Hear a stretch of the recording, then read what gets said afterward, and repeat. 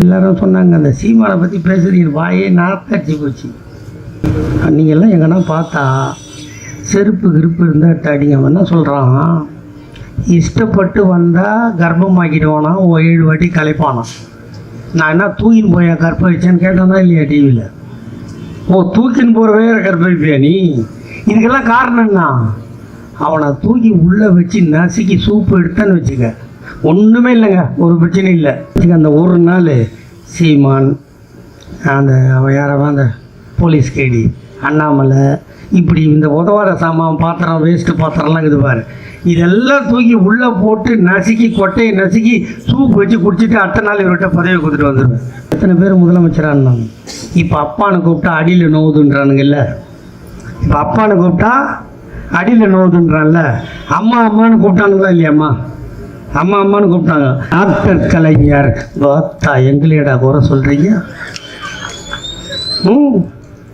75 வயசுடா அந்த கட்சிக்கு, 75 வயசு. ஒருத்தர் வந்தார் 2018 நிற்கிறோம், அவர் 21 நிற்கிறோம், அடிக்கிறோம், முதலமைச்சர் சீட்டில் உட்காரணும். இடையில நான் கேட்டேன், வாட் அபவுட் 2019 கேட்டேன். No no I don't want 2019, only 2021. அவர் வீட்டுக்கு போயிட்டார். இப்போ ஒருத்தர் நிற்கிறோம், அடிக்கிறோம், 2026 முதலமைச்சர் சீட்டில் உட்காந்துக்கிறோம். What about 2019, 24? No no I don't want 2024, only 2026. ஏண்டா நீங்கள்லாம் நேராக கிளம்பி வருவீங்க, நிற்பீங்க, ஜெயிப்பீங்க, முதலமைச்சர் சீட்டில் போய் உட்காந்துக்குவீங்க. நாங்கள் குச்சி ஐஸ் வாங்கி சப்பிட்டு போகிறதுக்கு நாங்கள் கட்சி நிறுத்தினுக்கிறோம். அதுக்காக அந்த கட்சி ஏம்மா உட்காந்துருக்கல்லம்மா, ஒரு காலத்தில் உன் நெஞ்சில் கை வச்சு சொல்லு, இப்படி சேரை போட்டு உங்கள் வீட்டில் உட்கார முடியுமாம்மா யார் முன்னாடியாவது? நிச்சயமாக சொல்லுமா. என்ன சொல்லுவான்? ஆம்பளை உட்காந்துக்கிறாரு, எருமை மாடு எதிரி ஓத்தா. இப்போ சொன்னவன் சங்க அறுத்துற மாட்டேன். இதுக்கு காரணம் திமுகடா, இதுக்கு காரணம் திமுக. எங்கள் தாத்தா பெரியாரும் அண்ணாவும் டாக்டர் கலைஞரும் போட்ட பிச்சை இதுடா. என் தாய் தங்கச்சிலாம் எவ்வளோ சந்தோஷமாக உட்காந்துருக்கிறீங்க. ஒரு காலத்தில் கல்யாணம் ஆகும், ஏதோ ஒரு கோயிலுக்கு போவோம். அப்போல்லாம் என்ன இருக்குது, நம்மளுக்கு வண்டி தானே, லாரியில் போவோம், மாட்டு வண்டியில் போவோம். ராத்திரியில் ராந்தல் வழக்கு அவிஞ்சு போச்சுன்னு ஆக்சிடெண்ட் ஆகுமோ இல்லையா? அப்போ அந்த பையன் செத்து போயிட்டான்னா உன் கதை என்ன தெரியுமா? வெள்ளை புடவை, மூலையில் உட்காந்துக்கணும், கல்யாண காட்சியில் வரக்கூடாது, தாலியை தொட்டு கொடுக்கக்கூடாது சொன்னானுங்களா இல்லையாம்மா? அதையெல்லாம் மாற்றி நீ இறந்து விட்டால் அவனுக்கு திருமணமா, அவன் இறந்து விட்டால் உனக்கும் திருமணம் நான் செய்து வைக்கிறேன் என்று சொன்னவர் எங்கள் தாத்தா டாக்டர் கலைஞர். அதுக்கு பணம் கொடுத்தார். உன் புள்ள வைத்திருப்ப, உன் பொருத்தன் செத்து போனா, அவன் குடிகாரன் செத்து போனா, அதுக்கு நீ என்ன பண்ணுவ? உன் பிள்ளைக்கு நீ ஆசீர்வாதம் பண்ணுமா இல்லையா? உன்னை மனமேடையில் ஏற விட்டானா? ஏறலாமா? சத்தமாக சொல்லுமா. ஏற விட மாட்டான். அதையும் தாண்டி கேட்குறேங்க, யாருன்னா வயசானவங்க இருந்தால் உங்கள் வீட்டில் புருஷன் பொண்டாட்டி படம் பார்த்துருப்பீங்கல்ல, ஃபோட்டோ மாட்டியிருப்பான்லம்மா. மாயா தாத்தா படம் இருக்கா வீட்டில்? உங்கள் தாத்தா பாட்டினா பட்டு வச்சு கட்டிப்பான், 4 மோதிரம் போட்டுப்பான், அந்த பழைய இருப்பு சேரில் உட்காந்துப்பான் ஸ்டுடியோவில் இல்லையா? என்ன பாவம் பண்ணிச்சு ஆயா என்ன பாவம் பண்ணிச்சுமா? அதுவும் பொம்பளை தானே. இன்னொரு ஆத்தா வயிற்றுல இருந்தானே அந்த தாத்தனும் பிறந்தான், அவன் ஆகாயத்தில் இருந்தா குச்சான் இல்லை. ஆனால் தாத்தா கால் மேலே கால் போட்டு உட்காண்டா ஓத்தா இதை கையை தான் பிடிக்கணும். நம்ம எங்கள் ஆயா அதானே பிடிச்சிது, அந்த சேரோட தலையை பிடிச்சி நிற்கும். இப்படி தான் எல்லா வீட்லேயும் படம் இருக்கும். இப்போ ஈக்குவலாக உட்கார்றா, இல்லைன்னா எந்திரிச்சு போடான்னு சொல்கிற காலம் வந்துதான் இல்லையா? இதை மாற்றி காமிச்சது நாங்கம்மா. பெண்களுக்கு என்ன வேலை ஒரு காலத்தில்? இப்போ பிஜேபி எடுத்துக்கிய நரேந்திர மோடி அண்ணாமலை என்ன சொல்கிறான்? உனக்கு என்ன வேலை, நீ வேலைக்கு போகாத, வீட்டிலே இரு. அப்போ எனக்கு என்ன வேலை? புருஷன் வருவான், புள்ள பெற்று போடு. இதை சொல்கிறது தான் பிஜேபி. நாங்கள் அப்படி இல்லை, நீ படி. தாத்தா கலைஞர் 30,000 பணம் கொடுத்தாரு கல்யாணத்துக்கு. எங்கள் அண்ணன் தளபதி நீ படி, நீயே சம்பாதி, நீயே கல்யாணம் பண்ணிக்கோ சொல்லியிருக்காரா இல்லையா? இந்த கட்சி வேணான்றான். எத்தனை கட்சி இந்த நாட்டில்? எவ்வளோ கட்சி இருக்குது? எவனை உன்னை பற்றி கவலைப்பட்டானா? எவனும் கவலைப்படல. அதில் கல்யாணம்னா ஜெயலலிதாவுக்கு சுத்தமாக பிடிக்காது. ஏன்னா அதை யாரும் கல்யாணம் பண்ணிக்கல இல்லையா? இப்படி ஒரு ஆட்சியை என்ன பார்த்தீங்க? இன்னைக்கு 72 வயசு, எனக்கு 66. இப்போ கூட்டம் வச்சுட்டு போனால் ஒரு டயர்டாக இருக்குமா இருக்காதா? 72 வயசில் ஒரு முதலமைச்சர் எப்படி பாடுபடுறாரு பார்க்குறீங்களா இல்லையா டிவியில்? இது எவனாலும் இதில் கூட ஒருத்தன் கேட்டான், எப்பா இது என்னப்பா இது, காலையில் கன்னியாகுமரியில் இருக்கிறாரு, மத்தியானம் மதுரையில் இருக்கிறாரு, சாயந்தரம் விழுப்புரத்தில் இருக்கிறாரு, நைட்டு 12:30 மணிக்கு வந்து டி நகரில் ஆய்வு பண்ணுறாரு, எப்படிடா முடியும் இதுன்னு கேட்டான். டேய் அப்படிலாம் ஒரு சுத்தனா தான் கலைஞரோட புள்ள இல்லைன்னு ஏன்னு கேட்டான். 1952 பராசக்தின்னு ஒரு படம் வந்து பார்த்துருக்கீங்களா? அது பார்த்தவங்களாம் யார் கை தூக்கு? இவ்வளோ பேரா?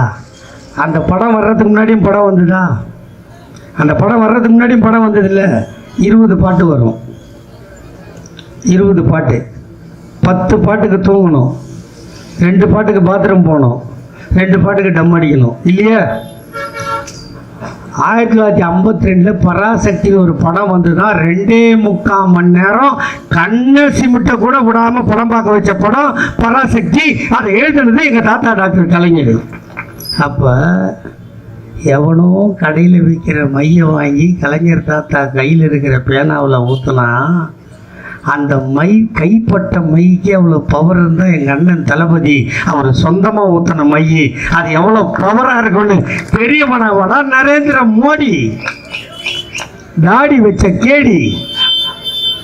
எங்கள் அப்பா விட்டு பணத்தை வாங்கி வச்சுக்கணும், எங்கள் அத்தா, எங்கள் சித்தாத்தா, எங்கள் அண்ணி, எங்கள் அத்தை இவங்கெல்லாம் வரி கட்டினா அதை வாங்கி வச்சுக்கணும். ஹிந்தி படித்தா தான் கொடுப்பியா? காந்தி வழியில் தலைவர் தளபதி போயிட்டுருக்காரு, அவரை நேதாஜி வழியில் போக வச்சுக்காதீங்க சரியா? அதுதான் இப்போ எல்லாருமே சொன்னாங்க. இதே எடப்பாடி பழனிசாமி இருந்தால் காலில் விழுந்து நக்கி அந்த பணத்தை வாங்கிட்டு இருப்பான்னு. 5 நாளைக்கு முன்னாடி ஆர்ப்பாட்டம் நடந்தது திருவத்தூரில். சட்டமன்ற உறுப்பினர் மாதவரம் சுதர்சனம் தான் தலைமை. அதில் நான் பேசும்போது சொன்னேன், இந்தியை ஏற்றுக்கொண்டால் 10,000 கோடி தருவேன் என்று சொல்கிறான் தர்மேந்திர பிரதான்.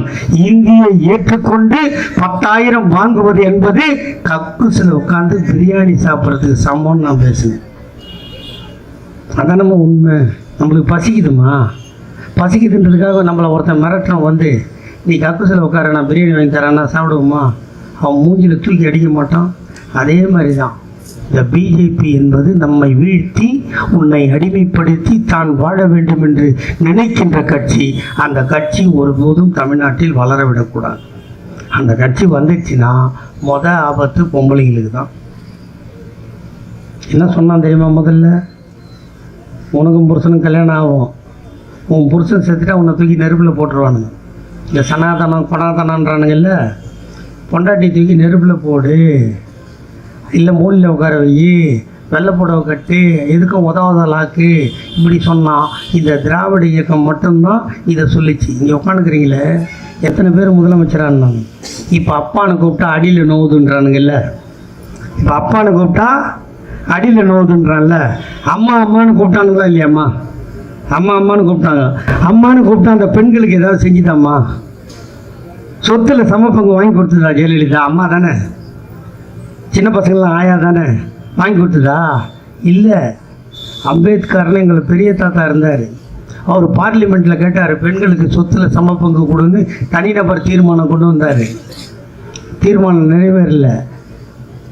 அவர் வெளியே வந்துட்டு ராஜினாமா பண்ணிட்டார். அவரும் செத்து போயிட்டார். எங்கள் தாத்தா பெரியார் இருக்கார்ல, அவர் தீர்மானம் போட்டார் பெண்களுக்கு சொத்தில் சமபங்கு கொடுக்கணும்னு. அவர் செத்து போயிட்டார். ஆனால் எங்கள் தாத்தா டாக்டர் கலைஞர் 89 முதலமைச்சராகி போட்டார் கையெழுத்து. அன்றிலிருந்து பெண்களுக்கு சொத்தில் சமபங்கு. இந்த சட்டத்தை போட்டது திமுக. இப்போ எங்கள் எல்லாரும் சொன்னாங்க, அந்த சீமானை பற்றி பேசுகிறீங்க, வாயே நாத்தடிச்சு போச்சு. நீங்கள்லாம் எங்கன்னா பார்த்தா செருப்பு கிருப்பு இருந்தால் அடிங்க. அவன் என்ன சொல்கிறான், இஷ்டப்பட்டு வந்தால் கர்ப்பமாக்கிடுவானா, 7 வாட்டி கலைப்பானா. நான் என்ன தூக்கின்னு போய் கற்பழிச்சேன்னு கேட்டேன்னா இல்லையா டிவியில்? ஓ, தூக்கின்னு போகிறவே கற்பழிப்பியா நீ? இதுக்கெல்லாம் காரணம் என்ன? அவனை தூக்கி உள்ளே வச்சு நசுக்கி சூப்பு எடுத்தான்னு வச்சுக்க, ஒன்றுமே இல்லைங்க, ஒரு பிரச்சனையும் இல்லை. இப்போ நான் பல வாட்டி சொல்லி பார்த்துட்டேன், 4 வருஷம் ஆயிடுச்சு. நம்ம என்ன சுதந்திரன்கிட்ட சொன்னேன், சின்னவர்கிட்ட தெளிவாக சொன்னேன். மொத்தத்தில் ஒரே ஒரு நாள் என்னை சிஎம் ஆக்கிடணும். ஒரு நாள் என்ன சிரிக்கிறீங்க? ஆகக்கூடாது. நான் படம் எடுத்தால் பார்க்குறீங்க. அதுக்கும் அம்பேத்கர் தாத்தா என்ன ஒருத்த கேட்டாம்மா, ஜெயிலில் வச்சுட்டு நீ எப்படி வெளியே போயிடுவ பார்க்குறேன்னா, நான் சொன்னேன், டேய் உன்னை பிடிச்சி உள்ளே வைக்கிறதுக்கு எழுதின அம்பேத்கர் தாத்தா என்னை வெளியே விடுறதுக்கு எழுதியிருக்காரு.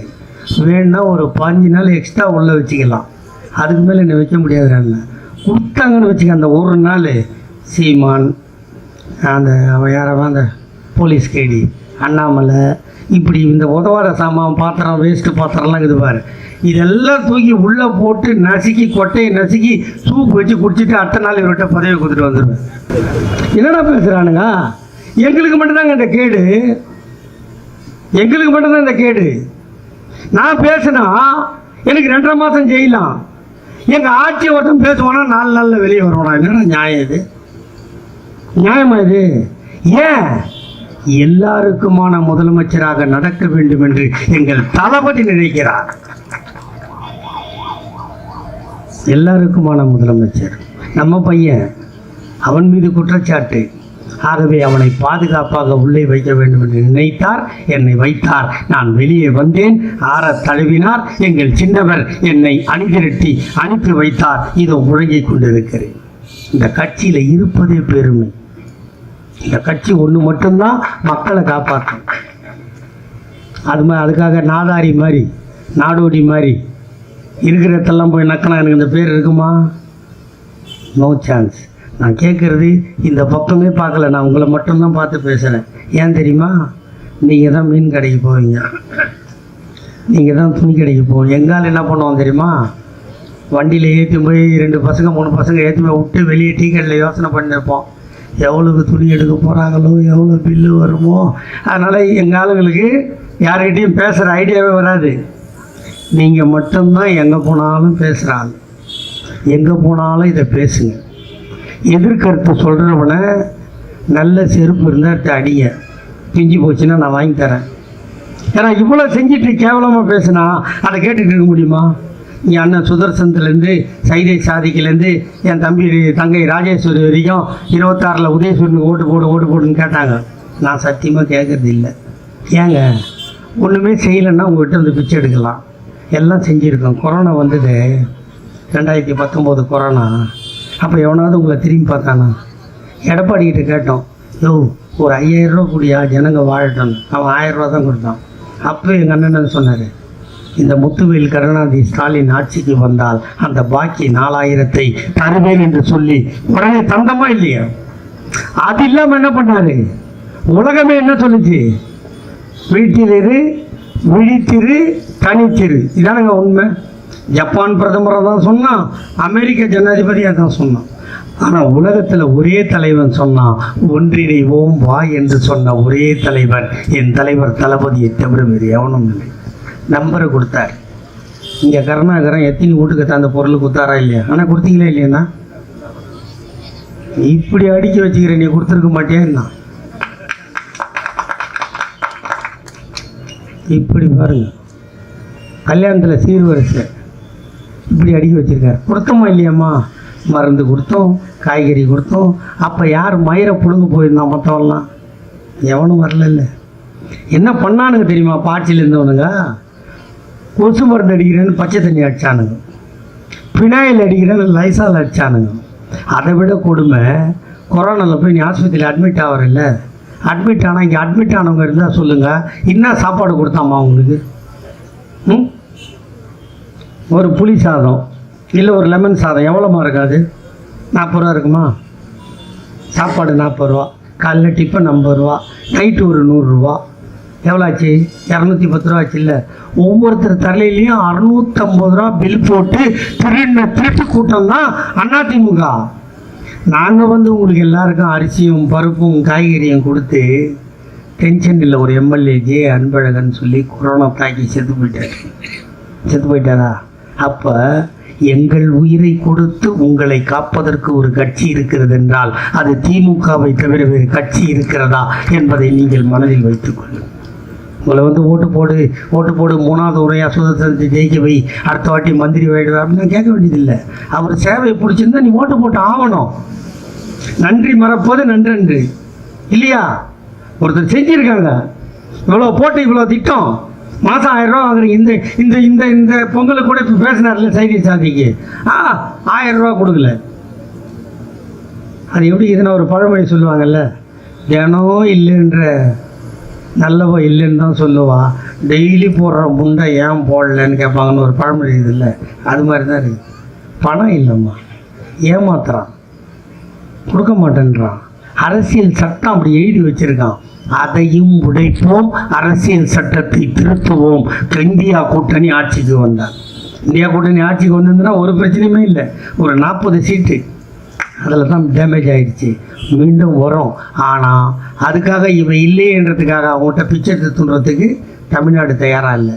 இந்தியை நாங்கள் படிக்க போகிறதில்ல. அது கேட்டால் சொல்கிறோம், திமுக காரன் அத்தனை ஸ்கூல்லெல்லாம் மும்மொழி கொள்கை இருக்குதுன்னு. மும்மொழி கொள்கை இருந்தால் தான் நீ பர்மிஷனே தரேன்றான். 3 மொழி சொல்லி கொடுத்தான்னா உனக்கு பர்மிஷனே தரேன்றான் தனியாருக்கு. அப்புறம் அது கையெழுத்து போட்டு தானே வாங்கணும், அதை வாங்குறான். அதை உங்கள் பள்ளியில் தரேன், இப்போ உங்கள் பள்ளியில் தரேன்றான். அந்த அண்ணாமலைன்னு ஒரு அநாத நாய்கிறான், அவன் வந்தான்னா தொட்டப்ப கட்டி எடுத்து அடிக்கும். அவன் வந்து ரொம்ப மோசமாக பேசுகிறான், அநியாயத்துக்கு ரொம்ப மோசமாக பேசுகிறான். அவன் என்னென்ன வேலை பண்ணால் எல்லாம் எடுத்து வச்சுருக்கிறான். என் தம்பிங்கெல்லாம் அழகாக எடுக்கிறாங்க பாரு. இதெல்லாம் யாரை நம்பி வந்துக்குதுன்னு பார்க்குற? இந்த பின்னாடிக்கிறதெல்லாம் கூப்பிடாமல் வர தம்பிங்க, என் தம்பிங்க. என்ன ஒன்றுன்னா கட் பண்ணாமல் போட்டான்னாவது நான் முன்னே என்ன பேசுனேன் பின்னே என்ன பேசுனேன்னு தெரியும். நடுவில் கட் பண்ணி போட்டுறானுங்க. இது தமிழ் அப்பாவிங்க. இந்தியா இருந்தால் ஒரு எழுத்தை கட் பண்ணால் அதான் வரும், அது பண்ணுறதில்ல. ஆனாலும் நீங்கள் வாழ்க. உங்கள் மேலே கேஸை போட்டு அதை போட்டு இதை போட்டீங்க, அதெல்லாம் சொல்கிறதில்லை நான். உனக்கு இன்னொன்று வேடிக்கை என்னென்னா, இப்போ இந்த ஃபோன் வச்சுக்கிறீங்களா, அது என்ன ஃபோன் அது? அம்மா இப்போ ஃபோன் இப்போ என்ன ஃபோனுமா அது? Touch phone. அவங்க தான் கரெக்டாக சொல்கிறாங்க. அவை தலைவராக அது தெரிய மாட்டேங்குது. Touch phone. அதுக்கு முன்னாடி அது அமுக்கிற ஃபோனு, இது தடவுற ஃபோனு. நான் ரொம்ப நாளாக அமுக்கிற ஃபோன் தான் வச்சுருந்தேன். இந்த 2005 நமக்கு நாம பயணம் போனாரா, அப்போ அறிவாலயத்துலேருந்து கூப்பிட்டு வந்து உங்களுக்கு அடிக்கடிக்கு வாட்ஸ்அப் அனுப்புவோம், நீ தடவுற ஃபோன் வாங்கிக்கான்னு. என்கிட்ட இல்லைன்னு. அதுவும் அறிவாலயம் தான் வாங்கி கொடுத்துதுன்னு. புரியுதா உங்களுக்கு? எல்லாம் இருக்குமா. உங்களுக்கு என்ன தேவையோ செய்யறதுக்கு இந்த ஆட்சி இருக்கு. ஆட்சி செய்ய மறுத்ததை செய்வதற்கு எங்கள் அண்ணன் சுதர்சனம் இருக்கிறார். ஸ்கூல் சீட்டு, காலேஜ் சீட்டு, பணம் கட்ட முடியல, எதுக்குன்னா தரலன்னு சொல்லுங்க. நான் வந்து காலையில் அங்கே நின்றுக்கிறேன். தர்றதுனால தானே இவ்வளோ பேர் வந்திருக்கீங்க இல்லையாம்மா? நான் போய் பேசுகிறேண்ணா, நல்லா தானே செய்கிறாரு. 3வது வாட்டி இப்போ 56ன்றாரு. முதல்ல 18,000, இப்போ 56. அடுத்த வாட்டி அவங்க சொன்னால் தான் நடக்கும் சாமி. நீ இன்னும் சொன்னாலும் கேட்க மாட்டாங்க. அவங்க ஒரு முடிவுக்கு வரணும். இது என்ன பீகார் உத்தரப்பிரதேசமா? டால்னா டால்றதுக்கு டால்லாம் போடுன்னு அர்த்தம். அங்கே டால் வாங்க, இங்கே நம்ம வீட்டில் கேள்வி கேட்பாங்க. என் வீட்டில் கேள்வி தெரியுமா? அந்த 2.5 மாதம் ஜெயிலில் இருந்தேன். அதுக்கு என்ன கேள்வி? என் ஒய்ஃப் 2 பசங்களாம்.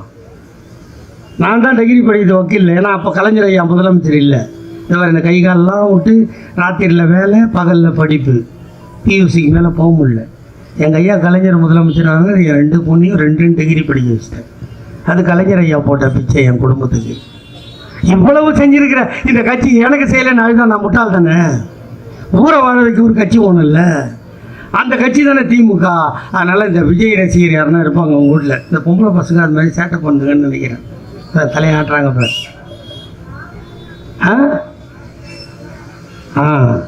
இது ஒன்று போதுமா? 26ல் திமுக ஆட்சிக்கு வரும். இது ஒன்று போதும். அதனால் நான் கேட்க விரும்புகிறது, உங்களை காப்பாற்றுபவன் யார்? உங்களை வாழ வைப்பவன் யார்? உங்களுக்காக உழைப்பவன் யார்? உங்களுக்காக கண்ணீர் சிந்துபவன். கடைக்கு போகிறீங்க, கத்திரிக்காய் வாங்குறீங்க. 5 கத்திரிக்காயில் ஒரு கத்திரிக்காய் சொத்தை தானம்மா. அதையே எடுத்துக்க மாட்டேறீங்க. ஒரு சொத்தை தானே. யார் பாவம் தள்ளி விட்டான்? அதில் ஒரு கத்திரிக்காய் சொத்தை தானே, பரவாயில்ல. பாரு, கருணாகரனுக்கு திஷ்டி போட்டு வைக்கிது கவலை. அதில் கொஞ்சம் தண்ணியும் பிடிச்சி வச்சுன்னா நல்லாயிருக்கும் மிஸ்டர் கருணாகரன். என்ன ஒரு கத்திரிக்காய் கூட சொத்தையாக இருக்கக்கூடாதுன்னு பார்க்குறியா இல்லையா? முருங்கை முத்தலை என்ன நோவுது? அந்த பருப்பு எடுத்து போட்டு தோலை தப்பி போடலாம்ல. ஆனால் அது கூட நான் உஷாராக இருப்பேன்னு முறுக்கி பார்க்குறேன்ல, கத்திரிக்காயை சொரிஞ்சு பார்க்குறேன்ல. ஆனால் உன்னை ஆள போகிறவன், உன்னை ஆட்சி பண்ண போகிறவன் நல்லவனா நியாயமாக இருக்கணும்னு யோசனை பண்ணணுமா இல்லையா? அதை உரசி பார்க்கணுமா இல்லையா? அப்படி பார்த்தினா ஒரிஜினல் கோல்டாக தெரியுது திமுக மட்டும்தான் தெரியும். அண்ணன் தளபதி மட்டும்தான் தெரிவார். எதிர்காலத்தில் அண்ணன் உதயநிதி மட்டும்தான் ஆழ்வார். வாய்ப்புக்கு நன்றி. வெல்க தமிழ். வணக்கம்.